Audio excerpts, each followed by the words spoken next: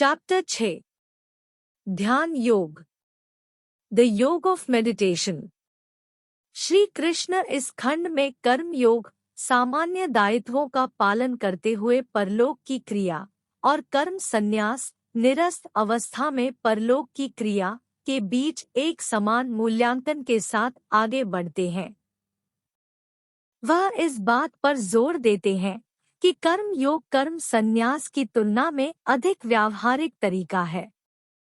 जब काम प्रतिबद्धता के साथ पूरा किया जाता है तो यह मस्तिष्क को स्वच्छ करता है और गहरी स्वीकार्यता को उन्नत करता है। तब मस्तिष्क शांत हो जाता है और चिंतन ऊंचाई के लिए आवश्यक उपाय बन जाता है।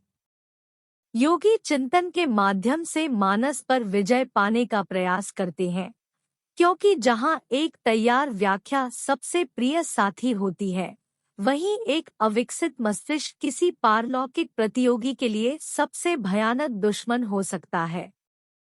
श्री कृष्ण अर्जुन को सचेत करते हैं कि केवल गंभीर अकड़न में उलझकर कोई भी व्यक्ति बहुत आगे नहीं बढ़ सकता। इसके बाद भोजन, आराम, काम, मनोरंजन आदि जैसी आवश्यकताओं में भी संतुलन बनाए रखा जाना चाहिए। तब श्री कृष्ण योग साधना का अर्थ बताते हैं, जो मन को ईश्वर से जोड़ने का गहन अभ्यास है। उनके अनुसार उस प्रकाश की तरह जो हवा रहित स्थान पर चमकती नहीं है, एक साधक को अपने मानस को प्रतिबिंब में स्थिर रखने पर काम करना चाहिए। वह इस बात से सहमत है कि मस्तिष्क को सीमित करना चुनौतीपूर्ण है, हालांकि इसे प्रशिक्षण और अलगाव द्वारा बहुत अच्छी तरह से नियंत्रित किया जा सकता है।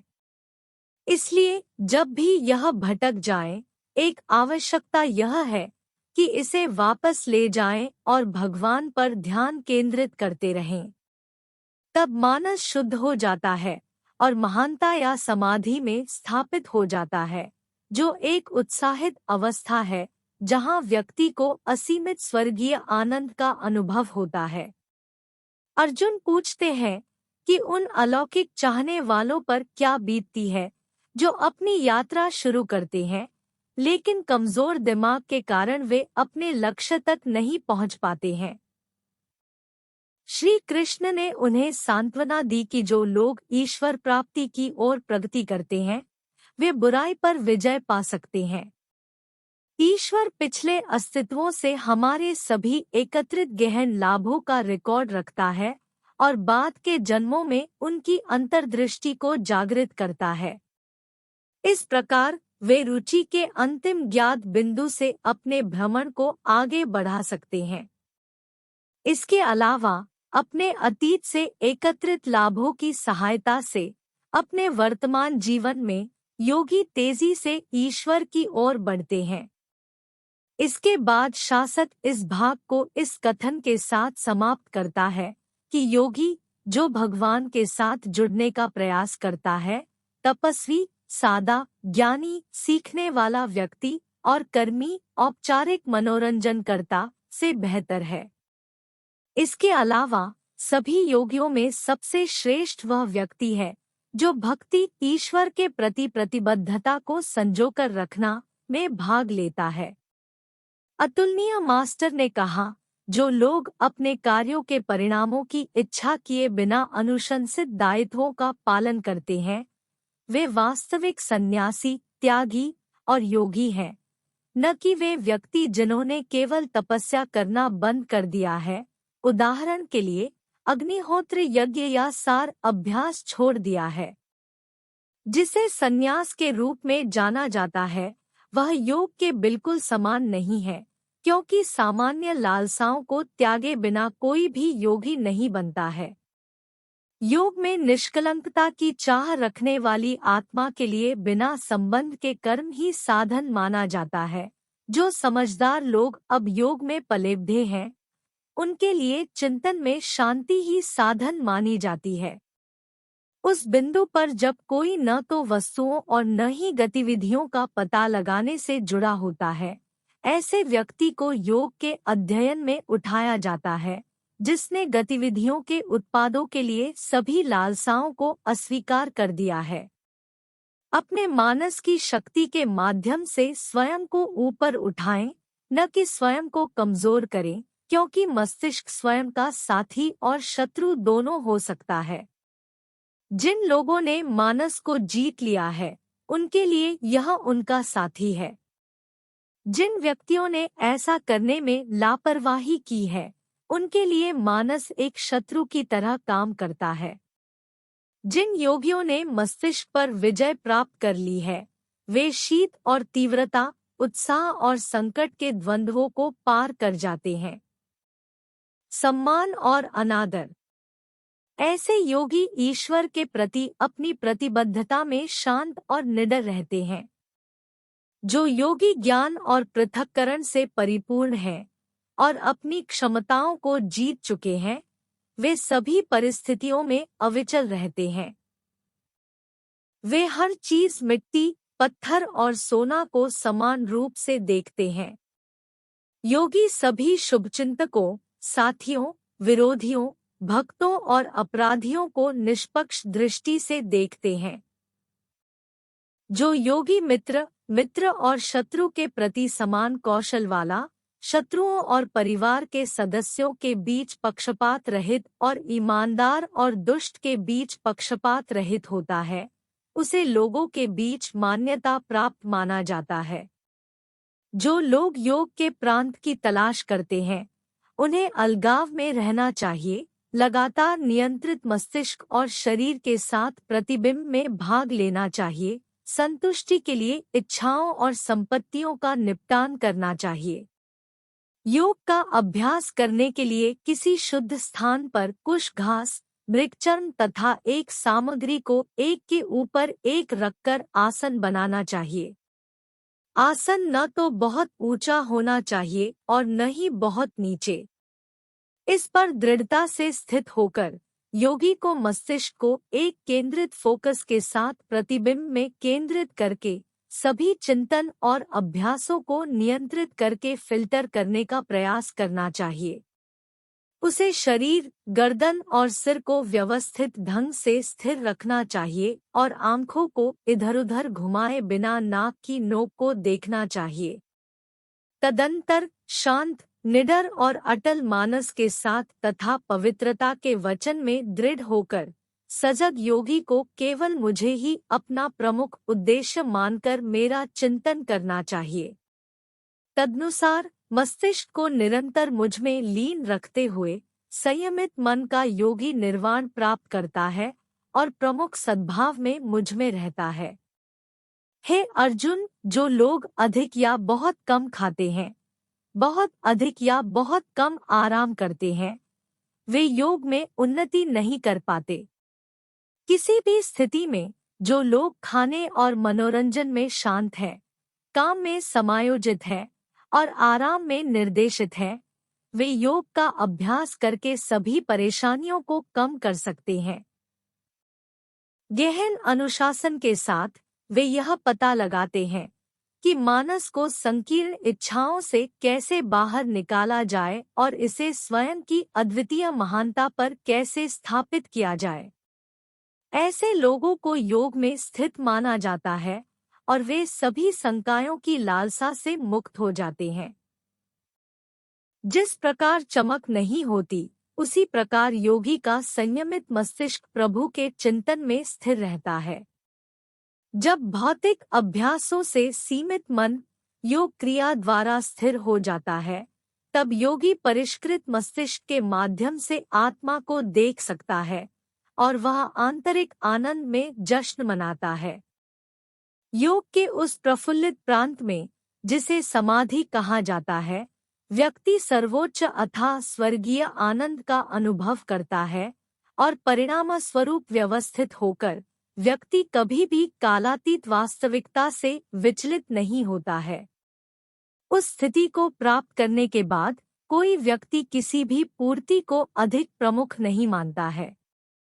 इस प्रकार स्थिर रहने पर व्यक्ति बड़ी से बड़ी विपत्ति में भी विचलित नहीं होता। निराशा के साथ संबंध विच्छेद की उस स्थिति को योग कहा जाता है।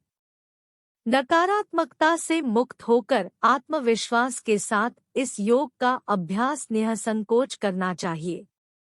संसार के विचारों से उत्पन्न होने वाली सभी इच्छाओं को त्याग कर व्यक्ति को मानस के सभी पक्षों की क्षमताओं को सीमित करना चाहिए। धीरे धीरे और लगातार उत्सुकता में विश्वास के साथ मानस केवल भगवान पर ही स्थिर हो जाएगा और किसी और चीज पर विचार नहीं करेगा। व्यग्र और अस्थिर मानस जिस भी बिंदु और किसी भी स्थान पर भटकता है, व्यक्ति को उसे वापस लाना चाहिए और उसे निरंतर ईश्वर के इर्दगिर्द केंद्रित करना चाहिए। असाधारण अलौकिक आनंद की घंटी बजती है, वह शांत है, जिसके हित दमित है, जो अपराध रहित है और जो ईश्वर के संबंध में सब कुछ देखता है। स्वयं को नियंत्रित करने वाला योगी इस प्रकार स्वयं को ईश्वर के साथ जोड़कर भौतिक कलमश से मुक्त हो जाता है और सर्वोच्च के साथ निरंतर संपर्क में रहकर अद्भुत आनंद की सबसे महत्वपूर्ण स्थिति को पूरा करता है। सच्चे योगी अपनी चेतना को ईश्वर के साथ जोड़कर सभी जीवित प्राणियों को ईश्वर में और प्रत्येक जीवित प्राणी में ईश्वर को समान दृष्टि से देखते हैं। वे लोग जो मुझे हर जगह देखते हैं और मुझ में सब कुछ देखते हैं, मैं शायद ही कभी खोया हुआ हूँ, न ही वे किसी भी बिंदु पर मुझसे खोए हुए हैं। जो योगी मेरे साथ जुड़ा हुआ है और मुझे सभी प्राणियों में रहने वाली प्रमुख आत्मा के रूप में प्यार करता है, मुझ में ही रहता है, हालांकि उसने कई तरह के अभ्यासों में भाग लिया। मैं उनका आदर करता हूँ कि वे अद्भुत योगी हैं, जो हर जीवित प्राणी की वास्तविक समानता को देखते हैं और दूसरों के सुख और कष्टों का उत्तर ऐसे देते हैं जैसे कि वे उनके अपने हों। अर्जुन ने कहा, हे मधुसूदन, आपने योग की जो व्यवस्था चित्रित की है वह चिंतित मानस के कारण अवास्तविक और मेरी पहुंच से बाहर लगती है। हे कृष्ण, मानस अत्यंत व्यथित, उग्र, दृढ़ और दृढ़ है। मुझे ऐसा लगता है कि हवा की तुलना में इसे नियंत्रित करना अधिक चुनौतीपूर्ण है। भगवान कृष्ण ने कहा, हे कुंती के मजबूत सुसज्जित बच्चे, तुम जो कहते हो वह ठीक है। निस्संदेह मस्तिष्क को सीमित करना वास्तव में चुनौतीपूर्ण है। जैसा भी हो, प्रशिक्षण और पृथक्करण द्वारा इसे नियंत्रित किया जा सकता है। जिसका मस्तिष्क असंयमित है उसके लिए योग करना चुनौतीपूर्ण है। जो भी हो, जो लोग मस्तिष्क को नियंत्रित करना सीख गए हैं और जो वैध तरीकों से वास्तव में प्रयास करते हैं, वे योग में निष्कलंकता प्राप्त कर सकते हैं। यह मेरा दृष्टिकोण है। अर्जुन ने कहा, उस निष्फल योगी की नीति क्या है जो आत्मविश्वास के साथ अपना रास्ता शुरू करता है, लेकिन जो अस्थिर मस्तिष्क के कारण पर्याप्त प्रयास नहीं करता है और इस जीवन में योग के उद्देश्य तक नहीं पहुंच पाया है? क्या ऐसा व्यक्ति जो योग से विचलित हो जाता है, हे मजबूत सुसज्जित कृष्ण, भौतिक और गहन उपलब्धि दोनों से वंचित नहीं हो जाता है और एक या दूसरे सर्कल में बिना किसी स्थिति के टूटे हुए बादल की तरह मर जाता है?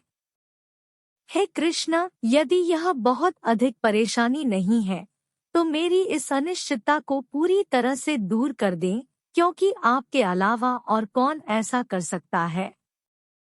प्रमुख शासक ने कहा, हे पार्थ, जो गहराई से जुड़ता है उसका न तो इस दुनिया में और न ही आने वाली दुनिया में विनाश होता है। मेरे प्रिय साथी, जो ईश्वर स्वीकृति पर वार करता है वह कभी भी बुराई से अभिभूत नहीं होता है। अप्रभावी योगी मरने पर उच्च विचारधारा वाले लोगों के घर जाते हैं। कुछ युगों तक वहां रहने के बाद वे फिर से पृथ्वी लोक में धर्मनिष्ठ और समृद्ध व्यक्तियों के समूह में जागृत हो जाते हैं। अन्यथा यदि लंबे समय तक योग क्रिया के कारण उनमें वैराग्य पैदा हो गया है तो स्वाभाविक रूप से उनका परिचय दिव्य अंतर्दृष्टि से संपन्न परिवार से हो जाता है। इस दुनिया में ऐसा जन्म हासिल करना सचमुच चुनौतीपूर्ण है। हे कौरवों के रिश्तेदार, ऐसा जन्म लेने पर वे अपने पिछले जन्मों की अंतर्दृष्टि को जीवंत करते हैं और योग में दोष रहितता के लिए और भी अधिक प्रयास करते हैं। बिना किसी संदेह के वे अपने पिछले अनुशासन के बल पर विपरीत इच्छा के बावजूद भी ईश्वर की ओर आकर्षित महसूस करते हैं। ऐसे खोजकर्ता आम तौर पर पवित्र ग्रंथों के औपचारिक मानकों को पार कर जाते हैं। पिछले कई जन्मों के संचित लाभों के साथ जब ये योगी आगे बढ़ने के लिए वास्तविक उपक्रमों में भाग लेते हैं, तो वे भौतिक लालसाओं से मुक्त हो जाते हैं और इस जीवन में ही दोष मुक्ति प्राप्त कर लेते हैं। एक योगी तपस्वी सादे से बेहतर है, ज्ञानी सीखने वाला व्यक्ति से बेहतर है और आश्चर्यजनक रूप से कर्मी औपचारिक मनोरंजनकर्ता से बेहतर है। परिणाम स्वरूप हे अर्जुन योगी बनने का प्रयास करता है। सभी योगियों में से जिनका व्यक्तित्व निरंतर मुझमें समाहित रहता है और जो असाधारण आत्मविश्वास के साथ मेरे प्रति समर्पण में भाग लेते हैं, मैं उन सभी योगियों को सबसे उल्लेखनीय मानता हूँ।